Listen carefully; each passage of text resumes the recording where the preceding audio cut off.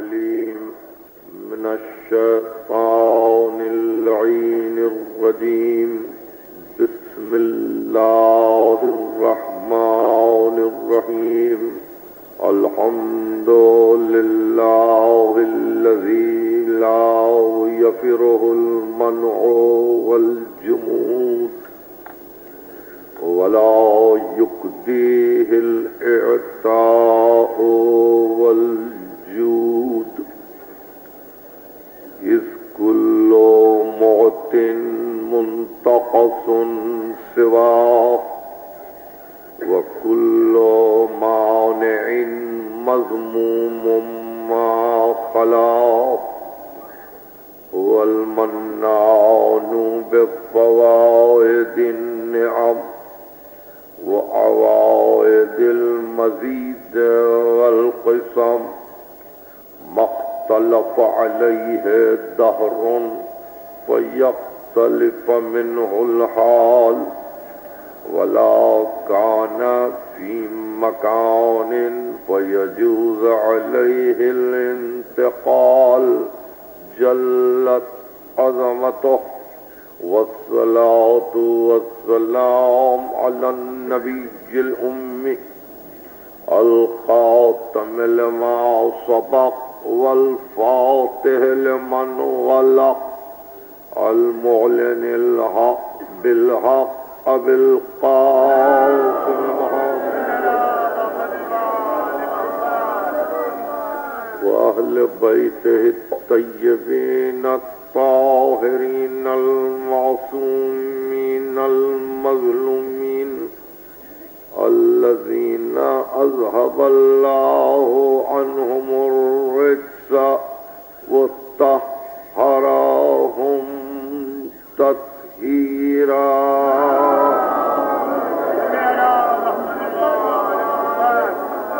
أما بعد فقد قال الله سبحانه وتعالى في محكم كتابه الحكيم: من عمل صالحا من ذكر أو أنثى وهو مؤمن فلنحيينه حياة طيبة ولنجزينهم أجرهم بأحسن ما كانوا يعملون.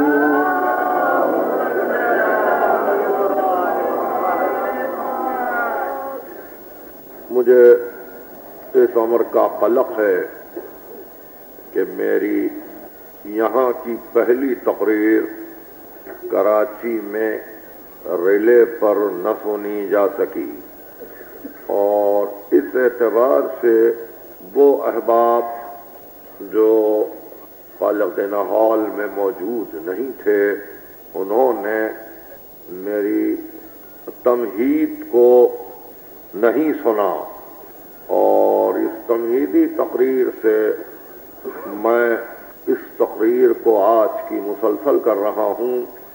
کوشش اس عمر کی ہے کہ عنوان اور عنوان کے ساتھ ہی چند بنیادی باتیں آج پھر گوش گزارے سامعین کی جائیں۔ یہ حقیقت ہے کہ آپ یہاں اور پورے کراچی میں ریلے پر سننے والے احباب اس تقریر کو سننے کے لیے بڑی زحمتیں اٹھا رہے ہیں، اور اب تو بحمداللہ یہ آواز لاہور تک جا رہی ہے، اور وہاں بھی میرے احباب لطف و کرم فرما کر اپنے حسن سماعت کی داد حاصل کر رہے ہیں۔ تو میں سب سے پہلے اس امر کو واضح کر دوں کہ ہم نے مسلسل گزشتہ 21 سال یہاں تقریریں کی ہیں، اور یہ خالق دینا ہال کا 22واں محرم ہے، اور اس میں تمام تر ہماری کوشش یہی رہی ہے کہ نوجوان دل و دماغ بغیر کسی تحفظ ذاتی کے بہت زیادہ وضاحت کے ساتھ مسائل پر محیط ہو جائیں اور ان کے لیے کوئی ایسی رکاوٹ نہ ہو کہ جہاں وہ یہ محسوس کریں کہ اصول میں یہ مسئلہ ہم نہ سمجھ سکے یا ان کے عقائد میں ہم اس مسئلے کو محفوظ نہ کر سکے یا پوری طرح اس سے استفادہ نہ کر سکے. یہ صورت انشاءاللہ نہیں رہے گی اگر کہیں باقی بھی ہے. میں کارکنان بزم حسینی کا شکر گزار ہوں کہ انہوں نے بڑی وسعت قلبی سے اور بڑے تعلق خاطر سے ان مجلسوں کے انتظام کو باقی رکھا اور دیکھتے دیکھتے اتنا وقت گزر گیا. بچے جوان ہوئے, جوان بوڑھے ہو گئے. بہت سے ساتھی یہیں کے بیٹھنے والے مجھے اب نظر نہیں آ رہے ہیں.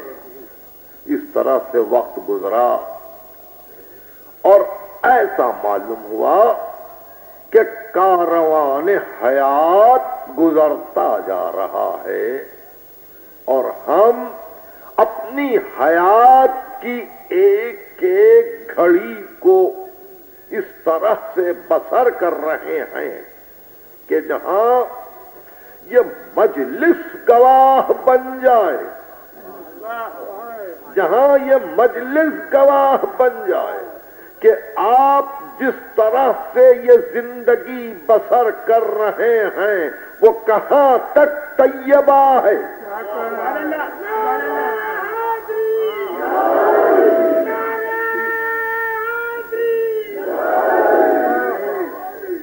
صرف اس لیے کہ آپ کا تعلق خاطر, آپ کا وجدان, آپ کا عرفان, آپ کا ربط باطن, آپ کا اتصال ان ہستیوں سے ہے کہ جہاں طہارت ہی طہارت ہے, جہاں طیب ہی طیب ہے, جہاں امکان خطا نہیں ہے.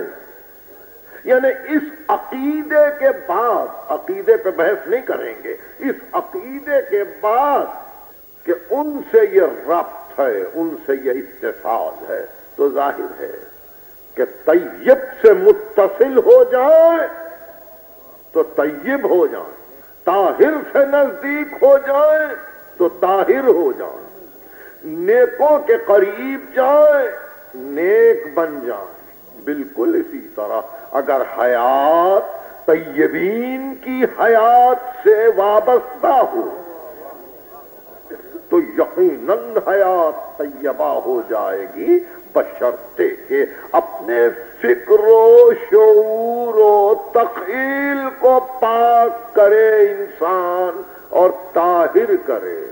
اس لیے کہ آپ کے فلسفی شاعر کا یہ کہنا ہے کہ قوموں کی حیات ان کے تخیل پہ ہے موقوف, قوموں کی حیات ان کے تخیل پہ ہے موقوف. یہ ذوق سکھاتا ہے ادب مرغ چمن کو, مجذوب فرنگی نے بانداز فرنگی مہدی کے تصور سے کیا زندہ وطن کو.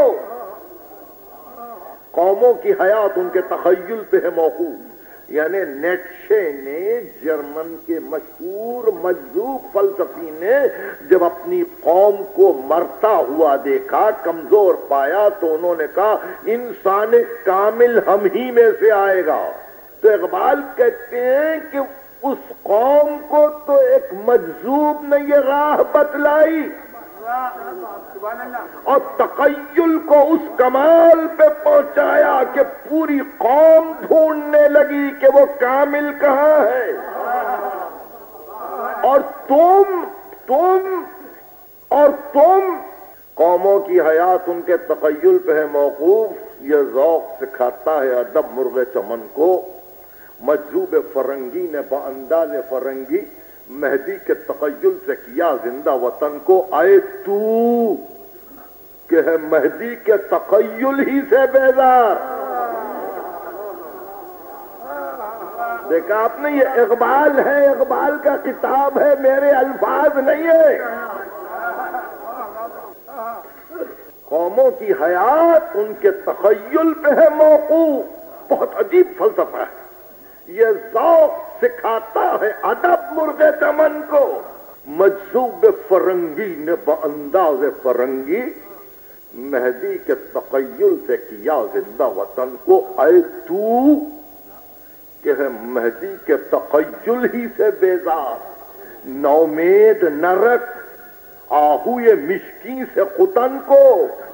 ایک عجیب شعر کہا، دیکھیے یہ شعر بہت کم لوگ اس کو سمجھ سکیں گے، مگر اس کو سمجھنے کی آپ کوشش کریں، مگر میرے پاس اتنا وقت نہیں ہے کہ میں مجلس کے اوقات میں سے اس شعر کے افہام و تفہیم کے لیے وقت نکالوں۔ میں آپ کے حافظے کے حوالے کرتا ہوں، یہ آخری شعر ہے، کہتے ہیں ہو زندہ کفن پوش تو میت اسے سمجھیں، ہو زندہ کفن پوش تو میت اسے سمجھے، یا چاک کرے مرد کے نادا کے کفن کو۔ بہت بلند فکر ہے، بہت بلند فکر ہے۔ ہو زندہ کفن پوش تو میت اسے سمجھے، یا چاک کرے مرد کے نادا کے کفن کو۔ تو قوموں کی حیات ان کے تخیل پہ ہے موقوف، تو اجتماعی زندگی ہو یا انفرادی زندگی، حیات چاہتی ہے پرواز، حیات چاہتی ہے وہ بلندی کہ جس سے وابستہ ہو کر خود بلند ہو جائے۔ کل کی گفتگو یہ تھی کہ وہ حیات جو مٹی میں الجھ کر رہ جائے، جو مادے میں پھنس کر رہ جائے، جو غلاظت اور آلودگیوں ہی کی حد تک رہے، اس حیات کو طیبہ نہیں کہتے، اس حیات میں نجاست ہے۔ لو شئنا لرفعناہ بہا، اگر ہم چاہتے تو اس کو بلند کر لیتے، ولکنہ اخلد الی الارض، لیکن وہ زمین سے چمٹ گیا، زمین سے لپٹ گیا۔ اور یہ سورہ اعراف کی آیت ہے، فَمَثَلُهُ مَثَلِ الْكَلْبِ، اس کی مثال کتے کی سی مثال ہے کہ ان تحمل علیہ یلہس و ان تترکہ یلہس، اس پر حملہ کرو تو جب بھی زبان نکالے، اور اس کو چھوڑ دو تو جب بھی باہر اپنی زبان کو لٹکا دے۔ تو یہ مثالیں قرآن دے رہا ہے، اور یہ سب علمی مثالیں ہیں۔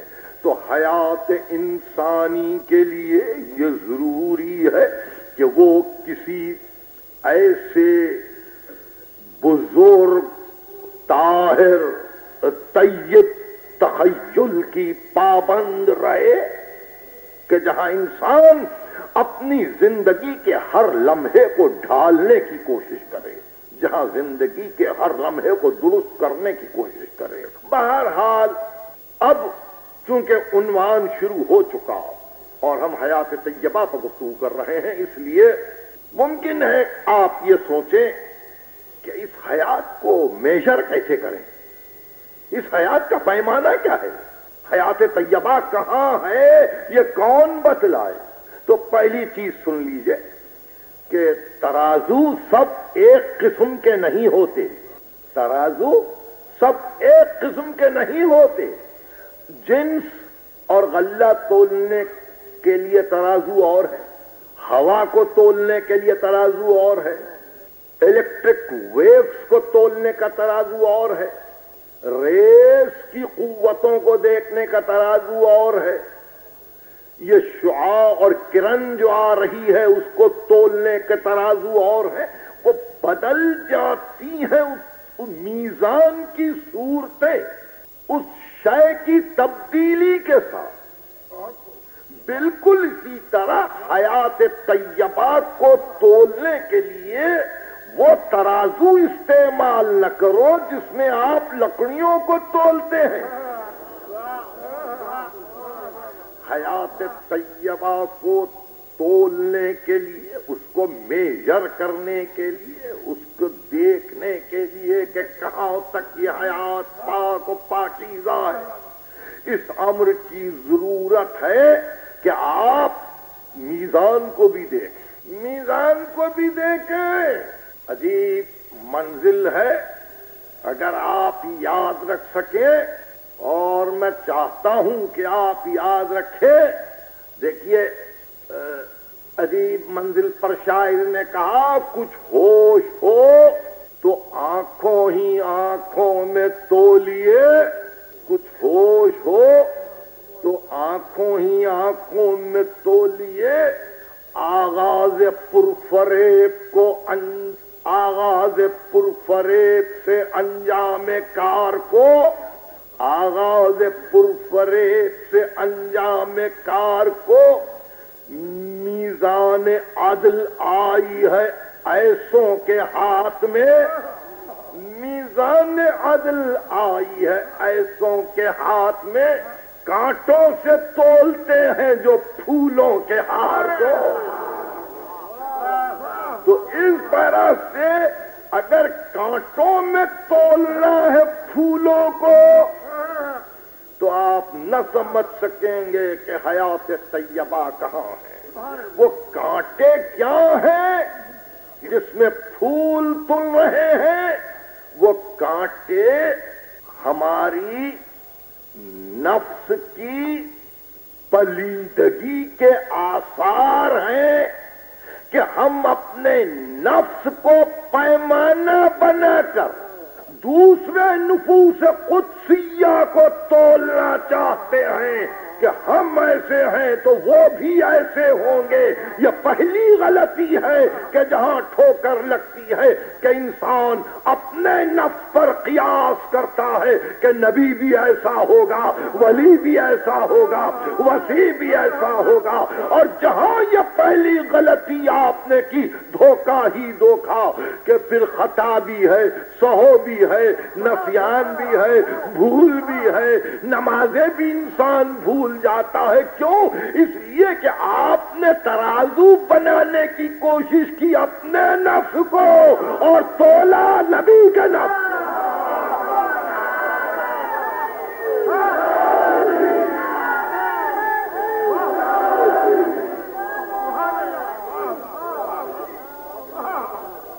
کچھ ہوش ہو تو آنکھوں ہی آنکھوں میں تولیے.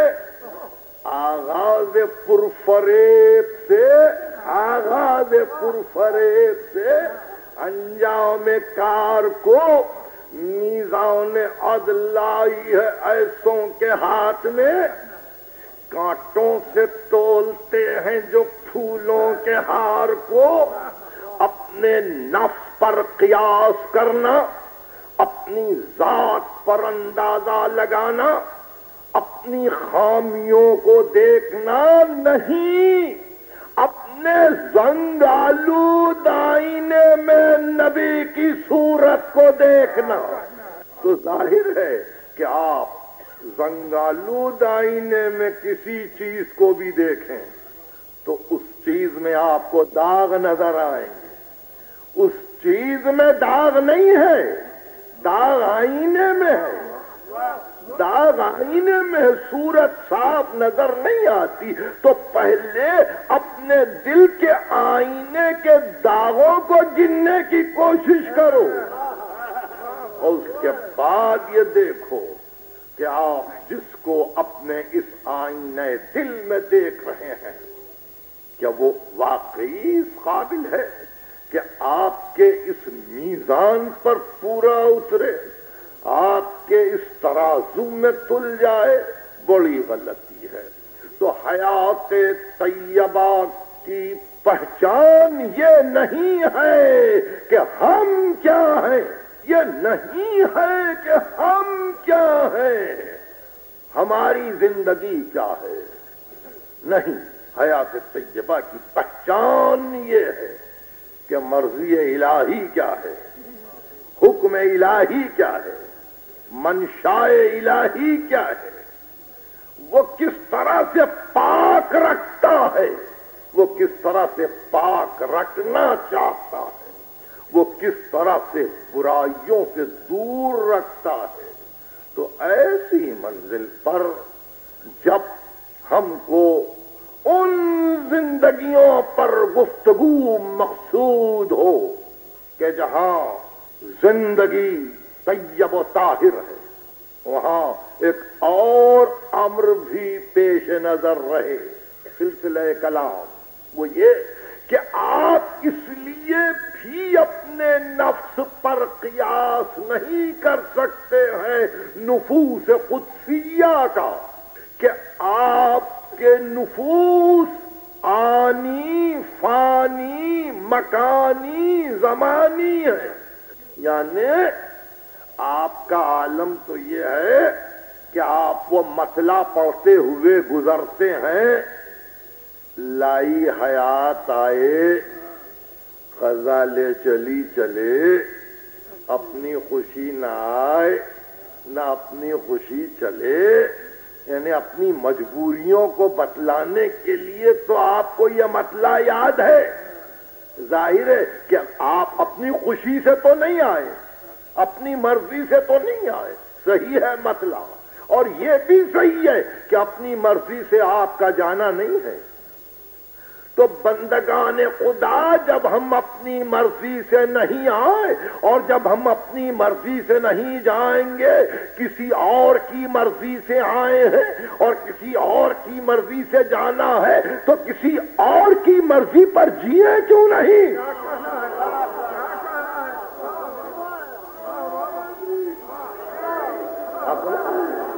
آنا کسی اور کی مرضی سے ہے، جانا بھی کسی اور کی مرضی سے ہے، تو پھر اپنی مرضی سے جینا کیسا؟ پھر کسی اور کی مرضی سے جیو، اور یہی وہ منزل ہے کہ ہم سے یہ ہو نہ سکا۔ اگر ہم یہ طے کرتے کہ نہیں، اس نے اجازت دی کہ جاؤ دنیا، اور پھر اس نے حکم دیا کہ اب دنیا سے ہٹو، تو پھر اس نے یہ بھی حکم دیا ہوگا کہ یوں بسر کرو، یوں جیو، یوں رہو۔ اگر اس کے اس حکم پر چلتے تو یقیناً اس زندگی کو پھر موت فنا نہیں کر سکتی، اور وہ زندگی طولانی ہوتی، اس لیے کہ جو مرضی معبود پہ چلتا ہے وہ مرتا نہیں، اور جو نہیں مرتا اس کے لیے سرمدیت، ابدیت کی وہ مظہریت ہے، اور وہ کیفیت پیدا ہو جاتی ہے کہ جہاں وہ ابدیت کا مظہر اور سرمدیت کا مظہر بنتا ہے کہ وہ ہے۔ تو اس حیات کو جو لامحدود ہو گئی ہو مرضی معبود پر چلتے چلتے، اپنی محدود زندگی کے پیمانے پر کیسے پرکھ رہے ہو؟ میری باتوں کو آپ سمجھ رہے ہیں؟ اس لامحدود زندگی کو اپنی محدود زندگی کے پیمانے پر کس طرح سے پرکھ رہے ہو، اس محک پر کیسے کس رہے ہو کہ وہ زندگی بھی ایسی ہوگی، اس لیے کہ آپ ہیں۔ پھر ایک وقت آئے گا، نہیں ہے، پھر ہماری نسل آئے گی، پھر وہ نسل ہٹ جائے گی، مگر وہ ہستیاں تو ہیں نا، وہ ہستیاں تو ہیں کہ جن کے ساتھ ساتھ کلمہ ہے، جن کے ساتھ ساتھ اذان ہے، جن کے ساتھ ساتھ تشہد ہے، جن کے ساتھ ساتھ سلام ہے، جن کے ساتھ ساتھ درود ہے۔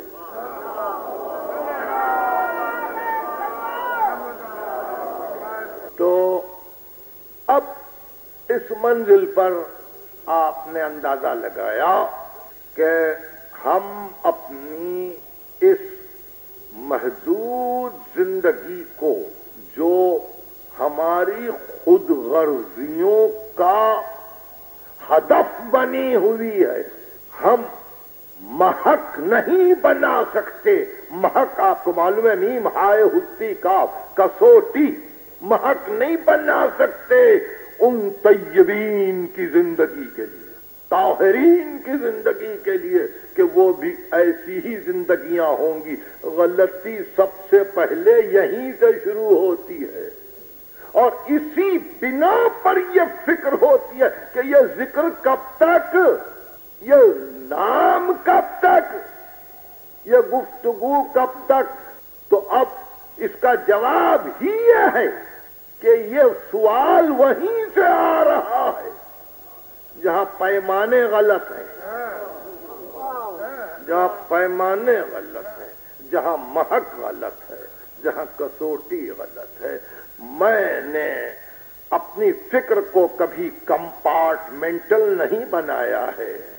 میں شام کی تقریر میں بھی وہی کہہ رہا ہوں، مقصد ہر جگہ ایک ہی ہو جاتا ہے، عنوان بدلے ہوئے ہیں.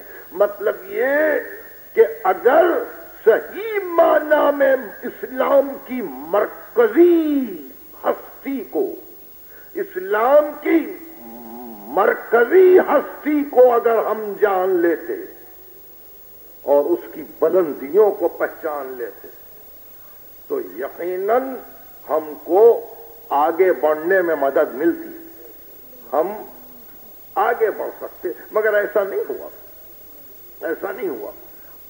آغاز پرفریب غلطی وہی ہوئی کہ ہم نے یہ طے نہیں کیا کہ وہ کون ہے، اس کی طہارت کیا ہے. وہ طہارت کہ جہاں نام طٰہٰ ہو، نام ہی طیب ہو، طیب، طاہر، طٰہٰ، اور پھر اگر وہ چادر اوڑھ لے، چادر اوڑھ لے اور چادر اوڑھ کے اللہ کی مرضی سے اس چادر میں کچھ ہستیوں کو آنے کی اجازت دے دے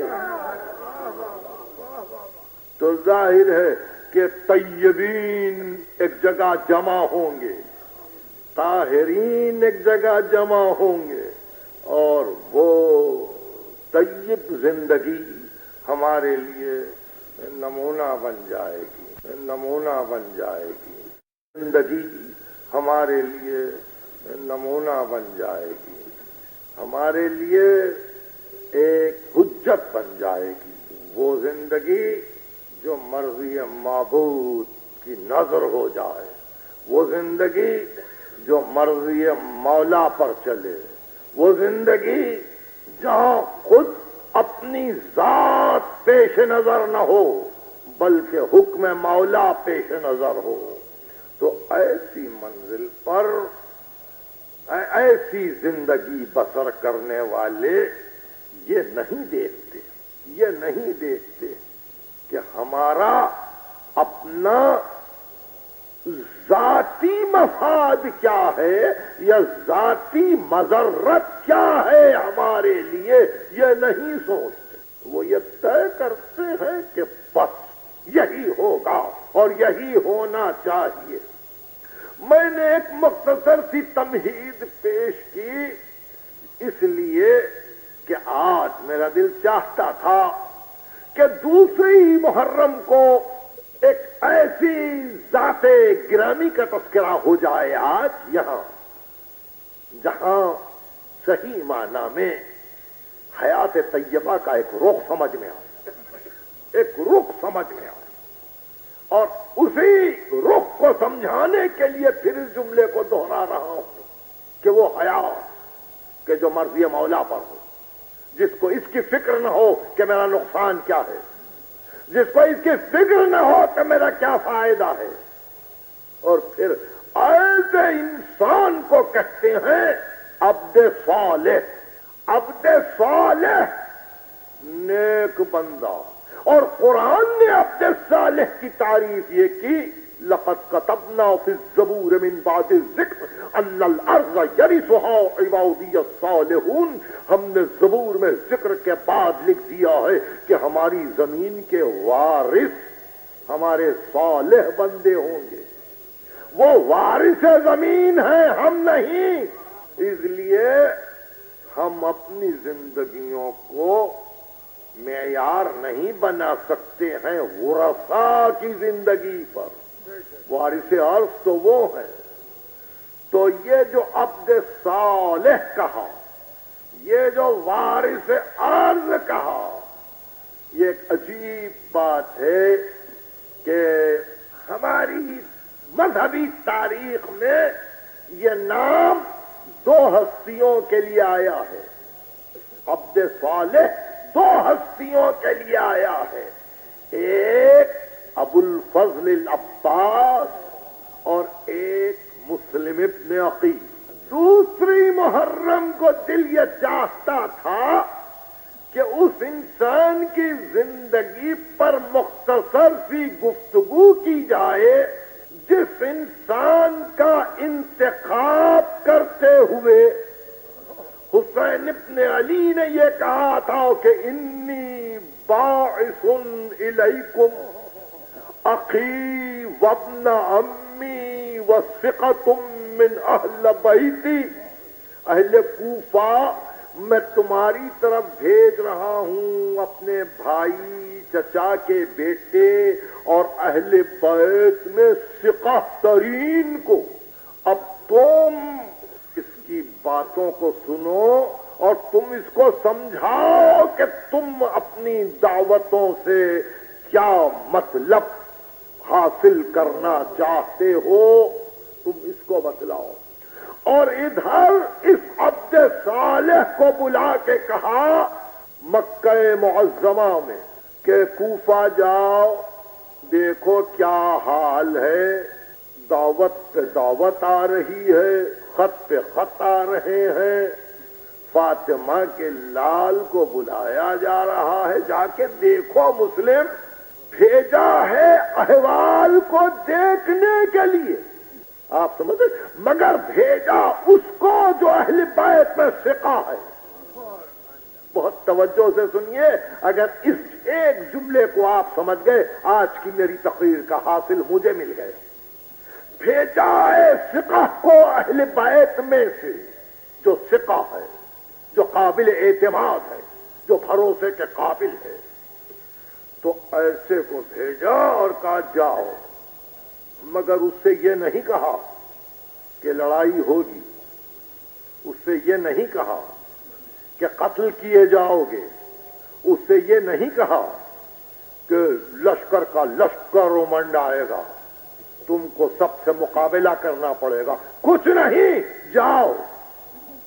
وہ بھی ثقہ تھا اہل بیت کا، جاتے ہوئے قدموں سے لپٹ کے بے اختیار آنسو بہا کے اس نے کہا توقع یہی ہے کہ شاید اب ان قدموں کو نہ دیکھ سکوں، شاید ان قدموں کو اب نہ دیکھ سکوں، اور یہ کہہ کے چلے، پھر آئے، پھر اپنے آپ کو آقا کے قدموں پر ڈال دیا، پھر حسین نے سینے سے لپٹایا کہ جاؤ مسلم، اللہ کے حوالے کیا۔ تو ایک بات یاد رکھیں آپ کہ امیر المومنین کی ایک صاحبزادی رقیہ بنت علی جو حضرت ابو الفضل کی بہن ہے، وہ بیوی ہیں حضرت مسلم بن عقیل۔ خیمے میں آئے اور کہا بی بی ذرا بچوں کا لباس بدل دو، بچوں کا لباس بدل دیا گیا، تو بچوں کو لے کے آقا کے قریب آئے اور اطراف آقا کے ان کو صدقے کیا اور کہنے لگے میرے سردار اگر میں نہ رہوں تو میری نیابت میرے بچے کریں۔ میری نیابت میرے بچے کریں. 4 بچے تھے مسلم ابن عقیل کے. 2 بچے تو کربلا میں کام آئے اور 2 بچے خیموں میں آگ لگنے کے بعد کربلا سے ایک مرتبہ دور ہوئے، بھاگے، لشکر میں اسیر ہوئے، کوفے میں گرفتار ہو گئے. یہ 4 بچوں کی قربانیاں اور شوہر کی قربانی کا حال کوئی رقیہ کے دل سے پوچھے. بہرحال مسلم ابن عقیل کو اپنا نائب بنایا. تعریف مسلم کی سنو، یہ نائب حسین ہیں، یہ سفیر آل محمد ہیں، یہ آل محمد کا پیغام لے جا رہے ہیں کوفے کو، نیابت کر رہے ہیں امام کی. ظاہر ہے کہ ان کی طہارت اور ان کی پاکی کا کیا کہنا. اس حیات طیبہ کو دیکھو، شہیدوں میں نام ان کا بھی ہے، مگر وہ نام ہے کہ جس کے فیصلے نے کربلا کی تاریخ لکھی. میرے جملے پر بہت غور کیجئے، اور جس جملے کو کہہ رہا تھا حاصل تقریر ہے، یہ مسلم کا فیصلہ تھا جس نے کربلا کی تاریخ لکھی. شہادت مسلم تمہید کربلا، شہادت مسلم عنوان کربلا، شہادت مسلم آغاز کربلا. یعنی حسین ابن علی نے یہ نہیں کہا تھا کہ آپ کو یہ کرنا ہوگا، آپ کی یہ ذمہ داری ہے، کچھ نہیں. مالک و مختار بنا کے بھیجا کہ مسلم فیصلہ تم کرو، اور اللہ نے فیصلہ کرنے والا، عقیل کا بیٹا، فاتح خیبر کا بھتیجا. جب زمانہ بدل گیا تو ایک مرتبہ یہی طے کیا نہ صلح کروں گا، نہ کوفے سے بھاگوں گا، نہ اپنے آپ کو کہیں چھپاؤں گا، نہ کسی کی پناہ میں جاؤں گا. تلوار لے لی تو اکیلے لڑتے رہے فرزند رسول. کربلا میں کوفے میں فرق اتنا ہی ہے کہ وہاں 72 شہید ہیں، یہاں اکیلا مسلم ہے. حملے پر حملہ ہو رہا ہے، لشکر کو ہٹاتے جا رہے ہیں، زخمی ہوتے جا رہے ہیں. ایک وقت وہ آیا، زخمی ہو کے گرے، شیر کے ہاتھوں کو پیچھے سے باندھ دیا گیا، اور اس کے بعد جب دارالامارہ کے قریب آئے تو ایک مرتبہ کسی کو دیکھ کے کہا پانی چاہیے. اس نے جام آب حاضر کیا، خود جام کو بلند کیا لبہائے اقدس تک. ان کے ہاتھ تو بندھے ہوئے تھے، چاہا کہ پانی پیے، کٹے ہوئے ہونٹوں کا لہو پانی میں گرا، منہ پھیر لیا، کہا مرتے دم مجھے پانی نہیں ملے گا. مطلب یہ کہ اسی کی تعصی کر رہے ہیں جس کے نام پہ جان دے رہے ہیں. طے کیا مسلم نے عقیل نے کہ ہم جان دیں گے اور اکیلے جان دیں گے. طے کیا مسلم نے عقیل نے کہ ہم کربلا کی تاریخ لکھیں گے. طے کیا مسلم نے عقیل نے کہ ہم عنوان کربلا بنیں گے. ظاہر ہے کہ یہ واقعہ 9 ذی الحجہ کا ہے، مگر میں دوسری محرم کو پڑھ رہا ہوں فقط اس واسطے تاکہ آپ کو معلوم ہو کہ طیبین کی زندگی میں ایک یہ بھی زندگی ہے کہ جس کی زیارت پڑھتے ہوئے ہم کو یہ پڑھنے کا حکم ہے کہ السلام علیک ایھا العبد الصالح المطیع للہ ولرسولہ ولامیر المومنین، جس نے اللہ کی، رسول کی اور امیر المومنین کی اطاعت کی. اشہد انک قد مضیت علی ما مضی بہ البدری، میں گواہی دیتا ہوں کہ آپ اسی راستے پر چلتے ہوئے شہید ہو گئے جس راستے پر بدر کے جانے والے چلتے ہوئے شہید ہو گئے تھے. تو یہ مقام ہے اس ذات گرامی کا، اور اتفاق سے دونوں کی زیارت ایک ہے، عباس اور مسلم. اٹھا کے مفتاح الجنا دیکھیے، دونوں کی زیارت ایک ہے. زخمی ہوئے حاکم کے سامنے لایا گیا. لوگوں نے کہا مسلم امیر پر سلام کرو، تو بے اختیار کہا مالی امیر سوى الحسین، میرا کوئی امیر سوا حسین کے نہیں ہے. والسلام علی من اتبع الہدی، اور جو ہدایتوں پر چلے اس پر میرا سلام ہے. ابن زیاد نے کہا سلام کرو یا نہ کرو، تم کو قتل کیا جائے گا. مسلم نے کہا کہ میں قتل ہونے کو تیار ہوں، مگر کوئی ہے جس سے کچھ کہہ دوں. ایک مرتبہ دیکھا عمر سعد بھی وہیں بیٹھا ہوا ہے جو لشکر کا سردار بن کے جانے والا ہے کربلا کو.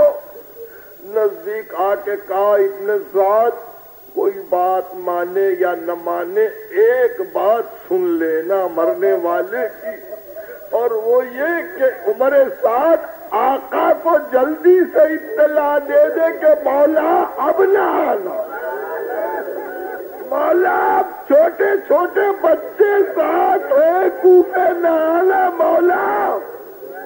اور اس طرح سے اپنی جگہ پر واپس ہوئے. ابن زیاد نے کہا کوئی ہے جو مسلم نے عقیل کو قتل کرے. بکر ابن حمران صبح کو حضرت مسلم کے ہاتھوں قتل ہوا تھا. اس کے بیٹے نے کہا امیر اس کو اجازت دی جائے کہ وہ اپنے باپ کے خون کا بدلہ لے. اجازت ملی. حضرت مسلم کو لیے ہوئے وہ بام پر چلا، سیڑھیاں طے کرتے ہوئے. حضرت مسلم کہتے جاتے تھے بسم اللہ و باللہ وعلی ملت رسول اللہ. نہ بہن پاس ہے، نہ بھائی پاس ہے، نہ بچے پاس ہے، نہ گھر والے پاس ہے. گھرے ہوئے دشمنوں میں اکیلے مسلم جس کو نہ اپنے نقصان کی فکر ہے نہ اپنے نفع کی فکر ہے، جو مرضی مولا پر جا رہا ہے، جو جان رہا ہے کہ اگر ایک قدم غلط پڑتا ہے تو کربلا پہ اثر ہوگا. خدا کی قسم عقیل کے بیٹے تم نے کربلا کی لاج رکھ لی.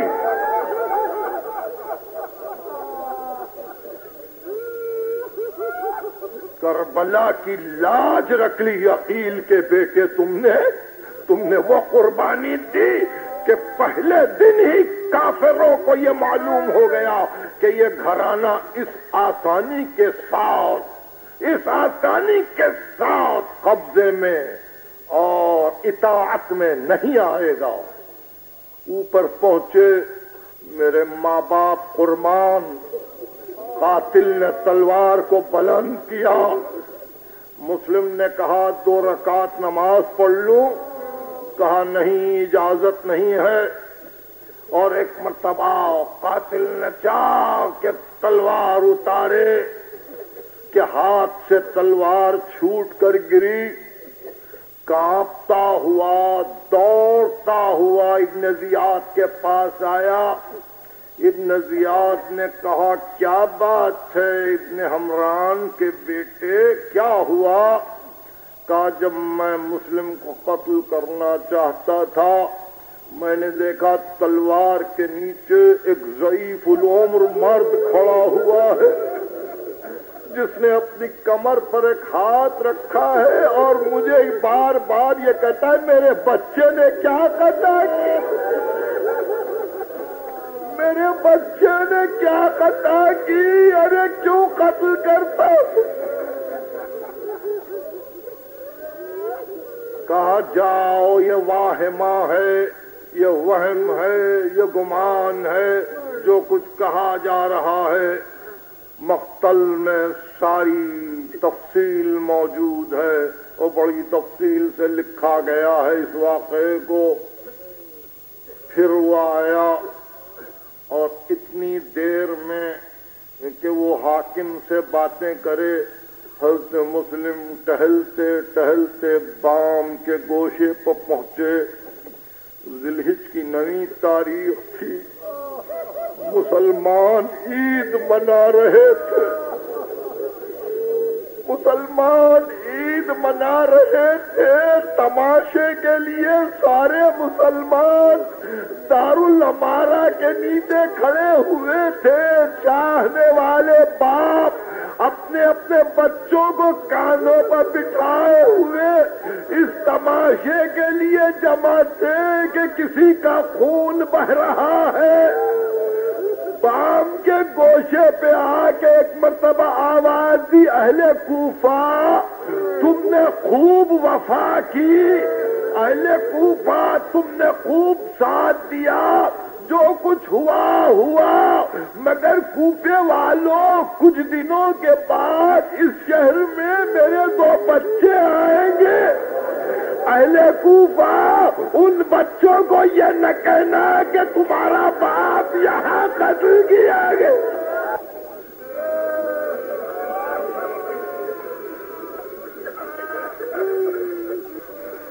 پھر واپس ہوئے، قاتل سے کہا کہ اب مہلت نہیں ہے؟ کہا نہیں مہلت نہیں ہے۔ اس نے تلوار کو بلند کیا۔ یہ تمہید کربلا ہے، یہ عنوان کربلا ہے، یہ آغاز کربلا ہے۔ اسی شہادت نے عادت ڈال دی ہے کہ شہیدوں کو اس طرح سے تلواروں کے نیچے دیکھو۔ ایک مرتبہ اس نے تلوار بلند کی اور مسلم نے عقیل خانہ کعبہ کی طرف پھر گئے، آواز دی، السلام علیک یا ابن رسول اللہ، سلام ہو تجھ پر فرزند رسول۔ منزل سوخ پر حسین کرسی پر بیٹھے ہوئے تھے، فاطمہ کی بیٹی پردہ اٹھائے ہوئے بھائی سے کچھ باتیں کر رہی تھی کہ ایک مرتبہ حسین تعظیم کو کھڑے ہو گئے اور آواز دی، وعلیکم السلام وعلیکم السلام، اور یہ کہہ کے رونے لگے۔ زینب نے کہا بھائی کس کو سلام کیا؟ تو آپ نے کہا زینب تلوار کے نیچے مسلم گیا۔